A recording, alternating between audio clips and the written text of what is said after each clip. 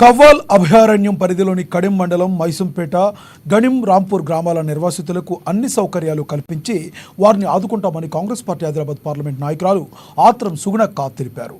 బుధవారం కడిం మండలంలోని కొత్త మద్దిపడుగ గ్రామంలో నిర్వాసితుల కోసం ప్రభుత్వం నిర్మించిన పంపిణీ చేసిన గృహాలను ఆమె సందర్శించారు. కుటుంబాలతో మాట్లాడి ప్రభుత్వం కల్పిస్తున్న వసతులను అడిగి తెలుసుకున్నారు. అనంతరం నిర్వాసితులకు అందించిన వ్యవసాయ భూములను పరిశీలించారు. వ్యవసాయ భూములు చదును చేయడంలో ఆలస్యం అవుతుండటంతో ఈ విషయాన్ని ఫోన్ ద్వారా నిర్మల్ జిల్లా అటవీ అధికారి దృష్టికి తీసుకెళ్లారు. రాష్ట్రంలో ప్రజాపాలన సాగుతుందని, బడుగు బలహీన వర్గాల అభివృద్ధి కోసం కాంగ్రెస్ పార్టీ కృషి చేస్తుందని తెలిపారు.